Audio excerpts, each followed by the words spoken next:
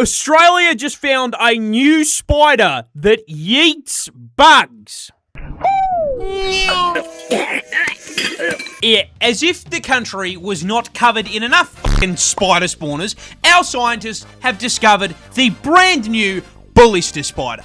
Because they didn't think that maybe, just maybe, we already have a fucking enough of those. However, this 8-legged DLC stands out from the default eldritch horrors covering the country because, and I'm not making this up, I promise, they basically use Scooby-Doo traps to send ants to fucking space. And today, gang, I'm gonna teach you how the fuck that works. Our target is specifically the green tree ant, because ballista spiders are picky eaters who won't fucking touch anything else. Brother, And step one for grabbing their dino nuggies is the boring bit. Spinning up a normal bone fucking stock web. Foundation laid, we can get to the fun bit. The ballista spider lowers itself around 30 centimeters to a nearby leaf or branch, stands there, runs some mathematical equations for trajectory and velocity, and then marks an anchor point. Once that point is marked, it will spend the next 4 hours spinning silk between the anchor and a nearby branch, pulling it tighter and tighter, essentially spinning up a comedically large spring. Then they coat the anchor point with pheromones, essentially spraying a giant fucking free candy sign onto it, and they just piss off into the trees and wait. Meanwhile, a green tree ant walking by just happens to notice, wow, look at that totally not suspicious construction that says free candy. Well, I've got nothing better to do for the evening. I guess I'll just wander on over here and just have a good old bit of a ball. Yeah, the second those mandibles nicked the spring, it snapped, grabbing the ant and instantly accelerating it with 140 Gs of force. That is 15 times what a fucking fighter jet pilot experiences at maximum Gs. The ant then sails through the air in a beautiful arc before slamming directly into the waiting spider web and fucking dying. Did you know Australia has the world's longest highway? Are we there yet? No! Yeah, this fucking odyssey of a road is Highway 1. A road so fucking long that just telling you the length in numbers doesn't capture how fucking ridiculous this thing is. So, to better illustrate my point, let me take you on a bit of a road trip. Our journey starts in Melbourne, Victoria, where you're going to hop in your Ford Falcon and pull onto the highway, beginning your journey to Mordor.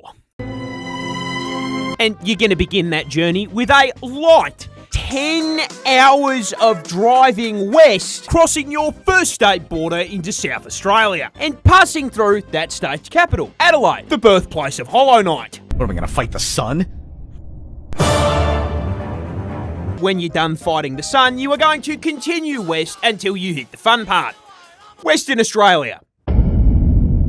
You are then going to drive 38 fucking hours through a featureless desert without ever leaving the state, through the state capital Perth, and then past the mines. Then you're going to hang a right into the Northern Territory, past about 7 million crocodiles, before you will hit Queensland, where you're going to drive through a combination of LA and Las Vegas while trying to avoid hurricanes and every animal in the country. Then you're going to head south into New South Wales and through Sydney, where you can take a look at all of the standard tourist shit and marvel at how truly f***ed the housing market is. once you're done there, you are going to completely avoid the capital state and city of the country, Canberra, because it's f***ing boring and everyone knows it. The only cool thing there is a f***ing slide. And then, after 3 full months of driving and a f***ing lap of the country, you will arrive back in the vape capital, Melbourne, where you're still not f***ing done, because you then need to drive onto a boat, cross one of the roughest oceans on the planet, and then drive 3 more hours, which will land you in my home city of Hobart, where, after 14,000 kilometres, you will encounter the final boss of Australia, Neil the Seal.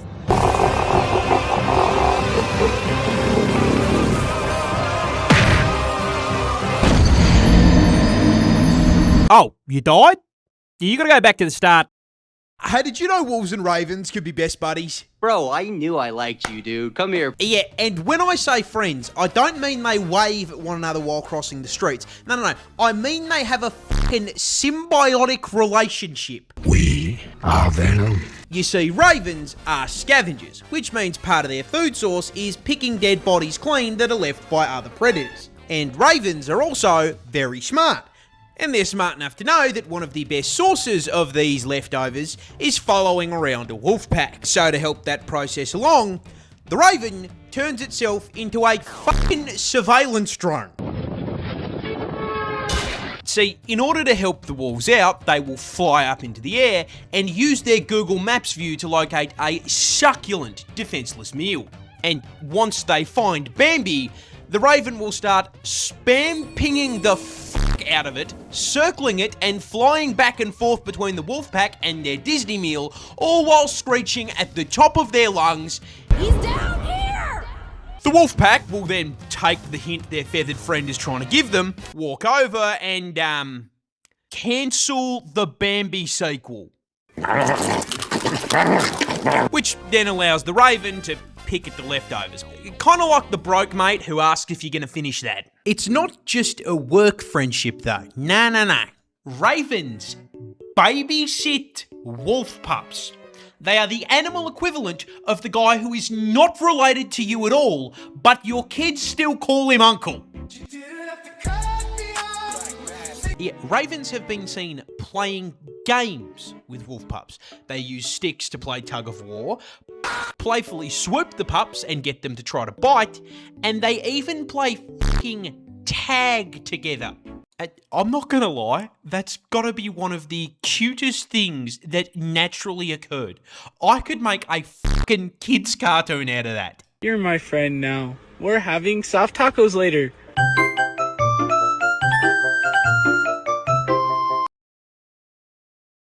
Have you ever wondered what would happen if God took a seal, jammed it full of steroids, and gave it a mouthful of razors? The answer is this fucking demon. And that demon has a name. It's a leopard seal. You can find them stalking the waters in Antarctica, and what makes them special is they are the only species of seal to be considered an apex predator. What does that mean? They are so fucking scary that nothing hunts them. They are the fucking Dark Souls boss of their ecosystem. And once you look at them, pretty easy to see why, because to start with, they're fucking huge. Damn, boy, he's thick! They are 3 meters long and weigh in at 600 kilos. But the scary thing about that isn't that it's the same weight as 3 grand pianos. It's that despite being heavier than a vending machine, if it wanted to eat you, you would never see it or hear it coming. See, this ocean dinosaur has 2 ways of hunting. The first is it'll wait for you to get in the water and swim you down at 40 kilometers an hour.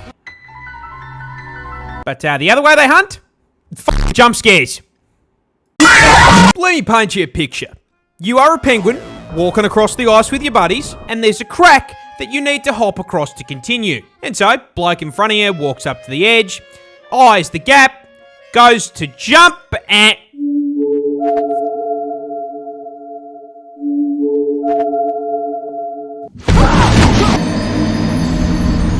Yet the leopard seal that currently has your mate in his mouth has been patiently camping under the ice for the past 3 hours, waiting for you to get close enough to be snatched into the KFC bucket. And if the bite from the mouthful of combat knives doesn't finish ya, the seal thrashing the body back and forth like a rag doll, skinning it alive and flinging its limbs all over the place as the other penguins watch, probably does. This tiny bug can kill you with a hamburger.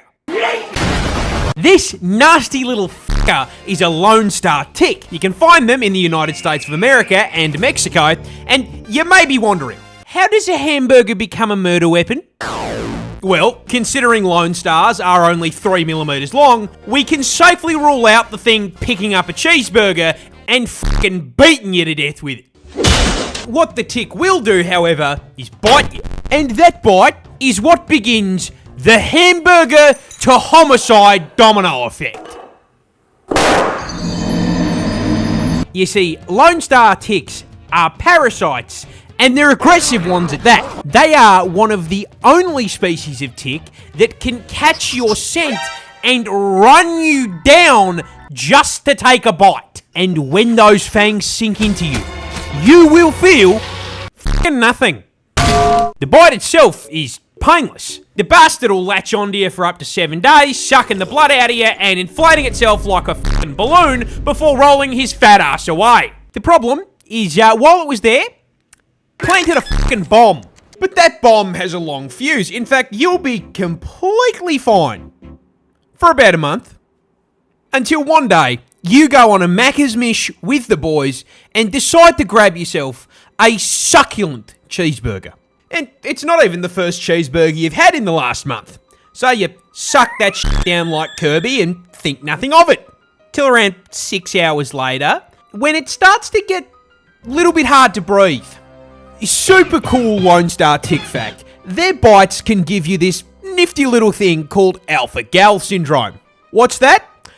Oh, you know, it's just a complete fucking allergy to red meat. It takes about a month to kick in, but when it does, eating it causes vomiting, diarrhea, and in some cases, anaphylaxis, which is why your throat is closing up and you are collapsing to the floor due to oxygen deprivation caused by a fucking Big Mac.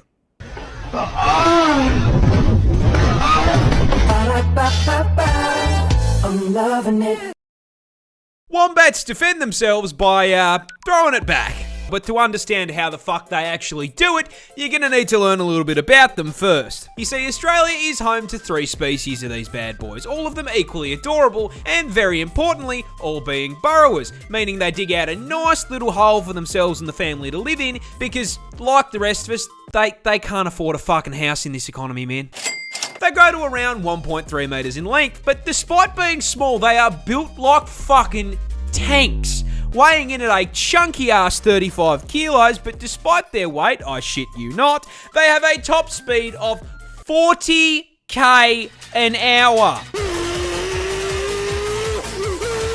Now, the fact that they can nearly get booked in a school zone, coupled with them being a tank-class marsupial, forms the start of their defense strategy. So you see, a fun fact about wombat anatomy is they spect all their defense points into their ass. Rather than having fat and muscle, a wombat's cheeks are made out of 4 thick plates of fused cartilage, making it extremely solid. And this Kevlar BBL allows for the fucking funniest defense mechanism I have ever seen on an animal. Basically, if a predator tracks down Mr. Wombat to his burrow, it'll stick its head in and start trying to dig him out. In response, the wombat will line his ass up with the tunnel door, chuck the gear shifter into reverse, and fucking floor it backwards up the tunnel into his aggressor, slamming his ass into its head. The impact then squashes the predator between his steel cheeks and the roof of the burrow, straight up crushing its skull like a Mortal Kombat fatality. I cannot make this shit up.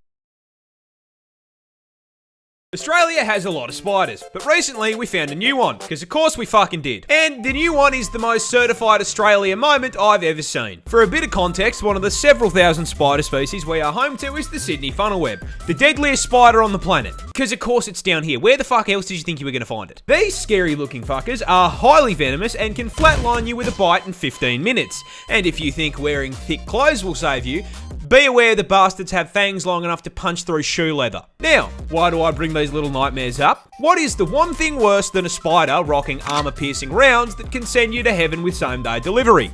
A bigger spider rocking the same perk setup. That's right, Australian scientists have found a brand new species of this funnel web that is even bigger. How much bigger? Well, the standard Sydney funnel web grows to around 5 centimetres or 2 inches. And I mean, if you're asking me, 2 inches is more than enough. 2 inches is actually fucking huge. By comparison, this is the new one. It's twice the fucking size, cunt! 4 inches of 8-legged menace to the animal kingdom. But that isn't even the best part. You see, do you know what they named this thing? Do you know what professional scientists named a supersized version of the most dangerous spider on the entire fucking planet? The Newcastle Big Boy. Deadliest spider on the entire fucking globe. Big Boy. Only in Australia. Koalas are really dumb. In fact, Australia's fuzzy icon is probably the dumbest thing on the planet. And that stupidity starts with their diet, because of all the things they could have chosen to eat, they chose to eat nothing but straight up poison.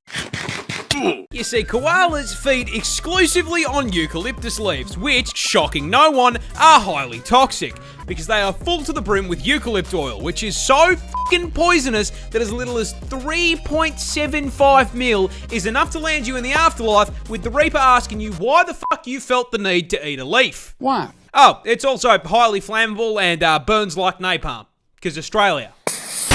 Now, despite nature putting up this giant do not eat sign, that did not stop the koala, because he can't fucking read. This suboptimal bulking diet not only gives the koala all in the way of nutrition, but also requires their body to rest to filter out the toxins so they don't fucking cark it. Meaning they need to spend upwards of 18 hours a day sleeping in order to just digest their fucking food. These dumbasses spend most of their life in a food coma. That is, however, if they even get to the food to begin with, because they are so mind-numbingly brain dead that they will not recognize a eucalyptus leaf as food unless it is on the branch. I could give this dumbass a lifetime supply of food, and if it wasn't on a stick, he would starve to death. It should come as no surprise to you at this point that the koala has such an esky temperature IQ that they literally have a smooth brain.